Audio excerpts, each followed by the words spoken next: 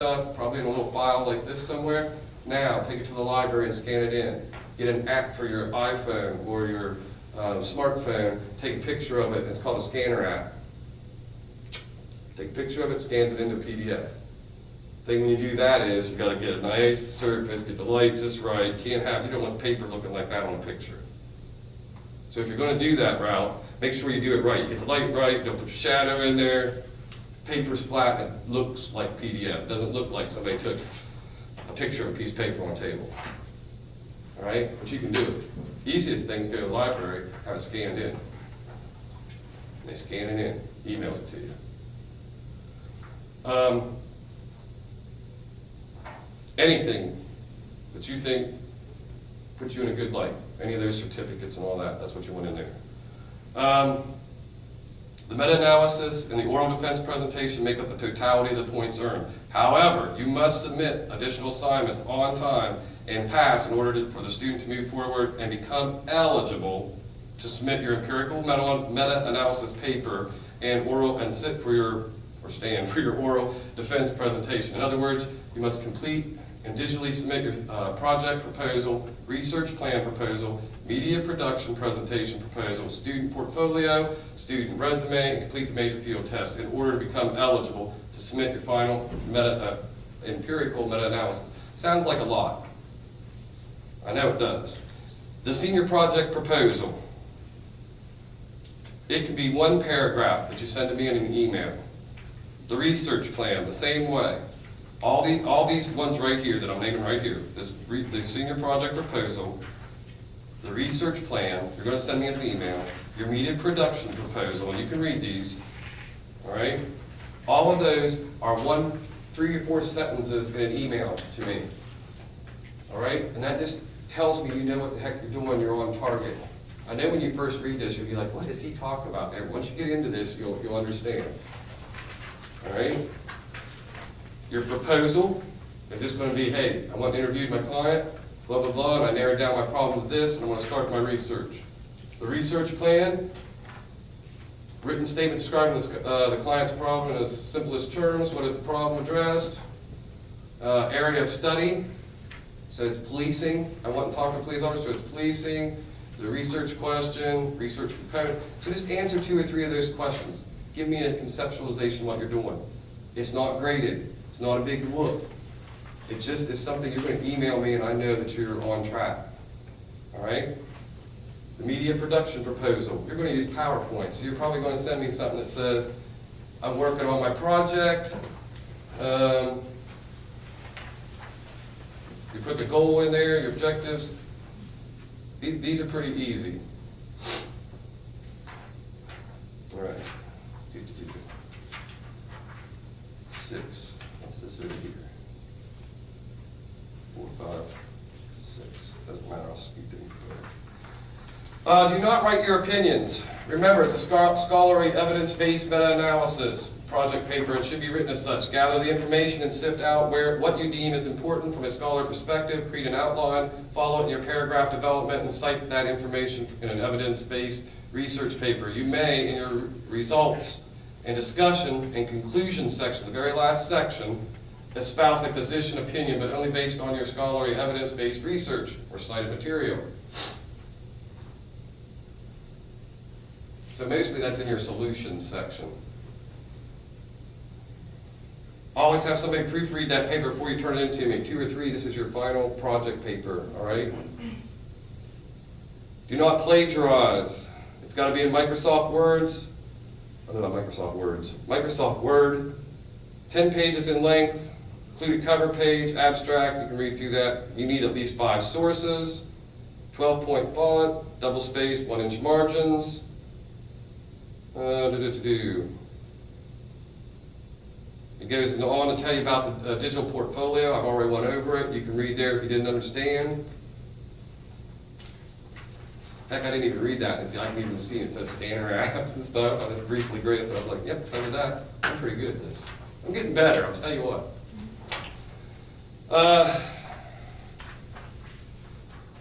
There's some suggestions on how you can go about finding the project or issue if you don't have an idea already. If you see sophomores and freshmen in the hallway, and you're griping about this project, I want you to tell them one thing.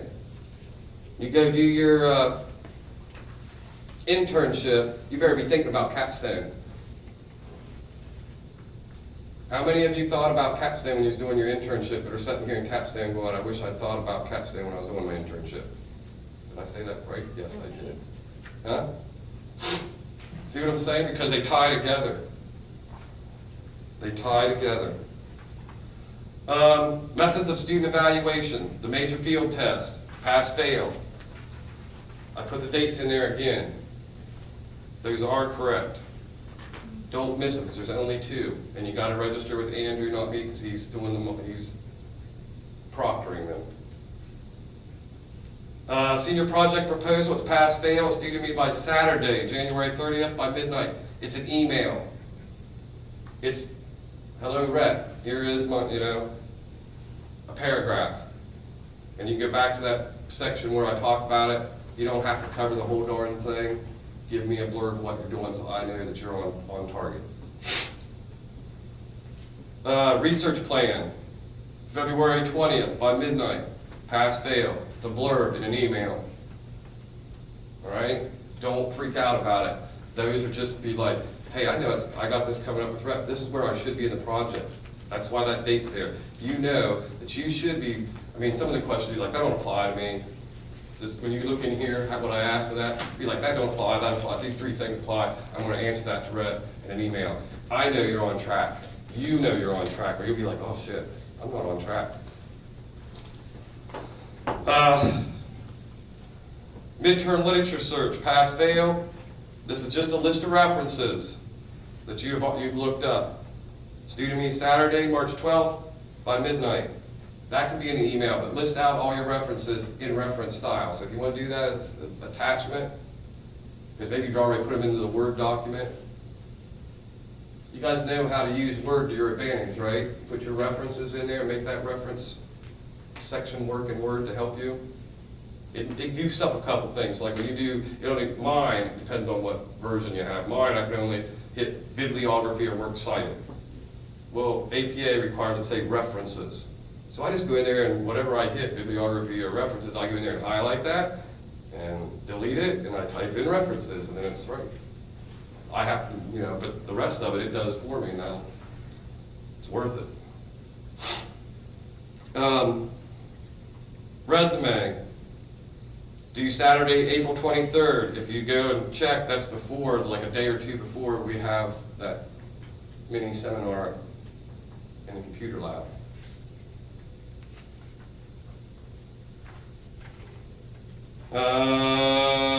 Digital portfolio, maybe that isn't Saturday, April 12th. Maybe it is. Maybe I'm wrong on that.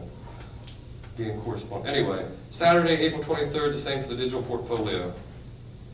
Your final grade is determined by the following 2 grades. However, you must complete the above assignments with a passing grade, be allowed to submit your meta-analysis project paper and present your oral defense presentation. Probably the only class you've ever been to like this, huh? Had any classes like this before? 100 points for the meta-analysis. It's 100 points for the oral defense. Grading scale. You have to get a 75 or better to pass the course. Now here's what happens a lot. I grade these papers, these meta-analysis. I usually give a grade of they did a good job. It's usually somewhere 85 to 100. But if you come in here and give a bad presentation, and there's 2 of us grading it, and you wore tennis shoes, and you was like, and you had 3 PowerPoint slides, and you made a joke of it, Chad will give you bad points on that, and it'll be a struggle for you to get that 75, even if you had 100 on your paper. Especially if I'm kind of nice and I give you a 95 on your oral presentation, and Chad's like, oh, they sucked, and he gives you an 80, you could be screwed. The heat's on. Get that paper in and get as many points as you can, which I'm going to probably give you a good grade. You guys know how I grade. But when me and Andrew, or Chad, I should say, sit down and do your oral presentation, he doesn't grade on a 90 to 100 scale or anything. He grades on a full scale. So when I average his and mine together, it's possible that you can fail your presentation. And he'll ding you if you come in looking like you just come off the street. And he knows you didn't do your work. He'll give him a 65 or 70 instead of, those 100 points. So be very careful. All right?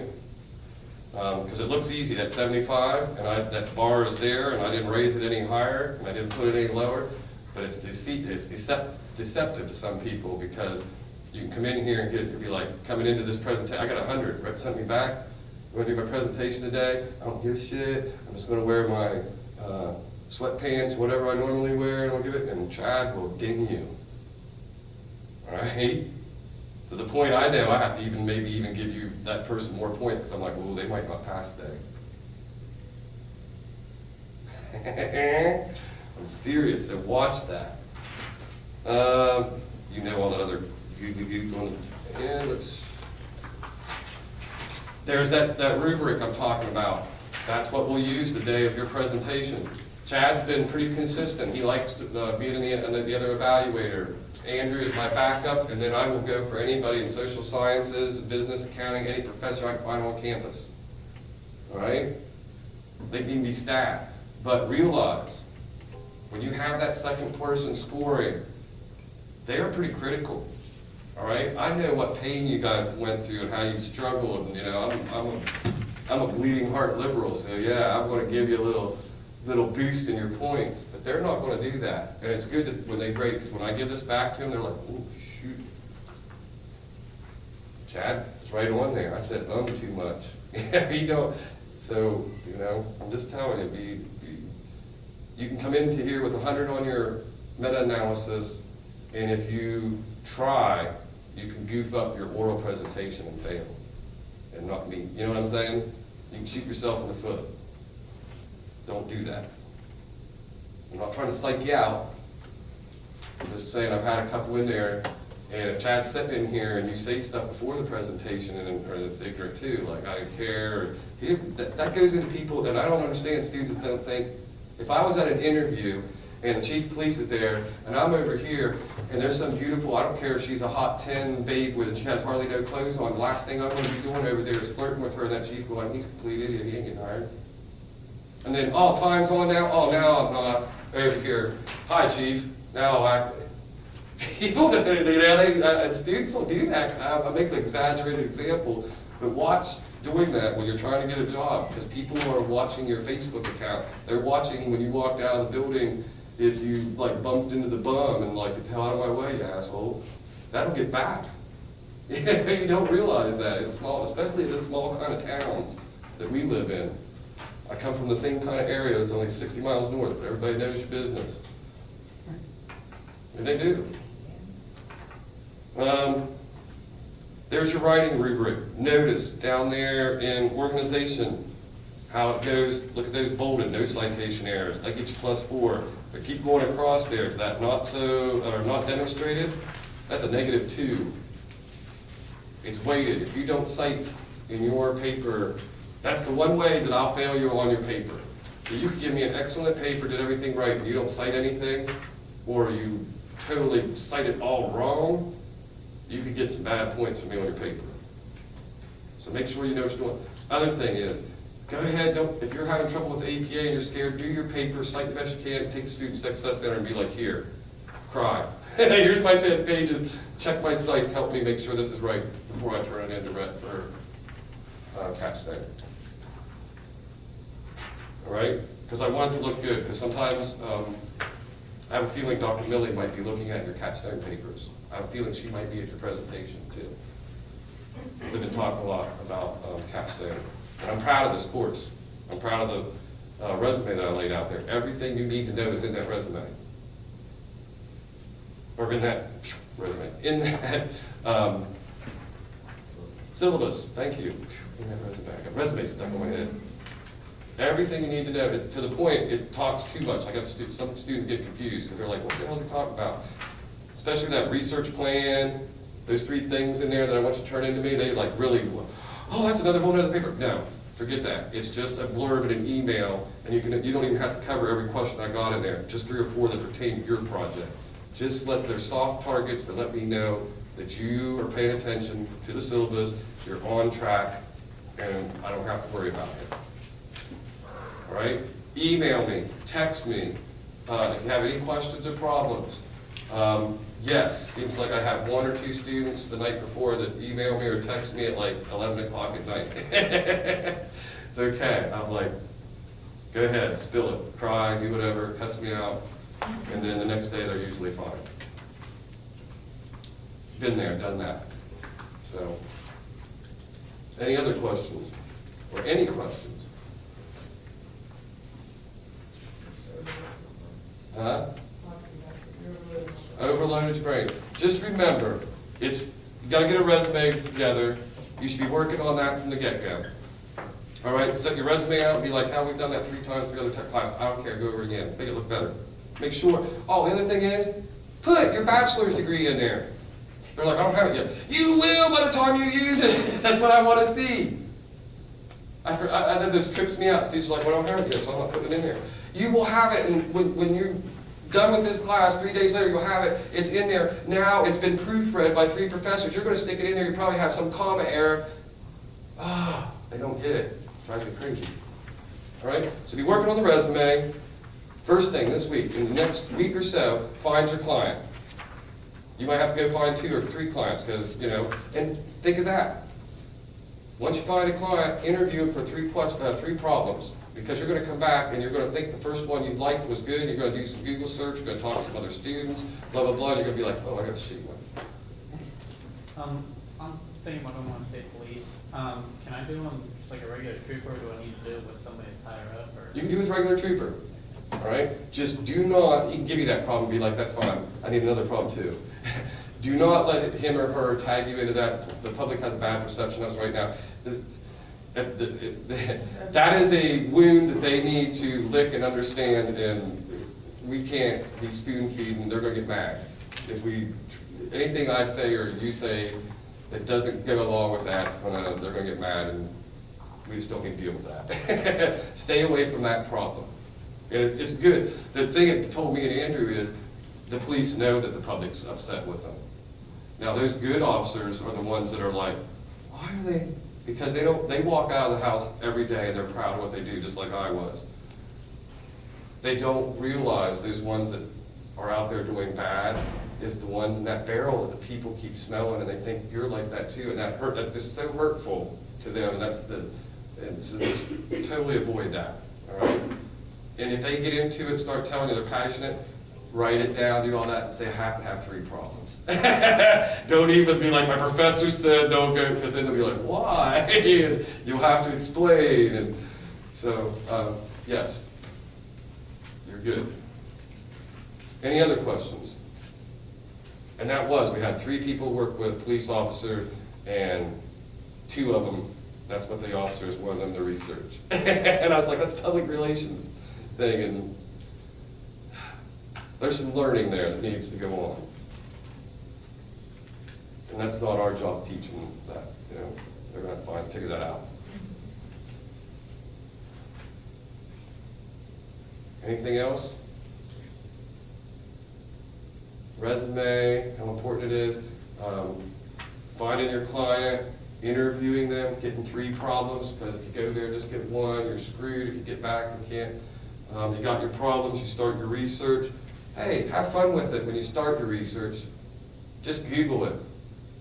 Google that problem any which way you can, get some ideas and think about it. You don't even have to write them down. That's how you start. And get excited, like, oh, I found this one article, it's great, the rest of it was crap. And then the next day you start building it out, you sit down and write an outline, you start doing some better research, you start using the off-campus library access to CJ databases and stuff. But do your broad search at first and see what you feel, get a feel for it.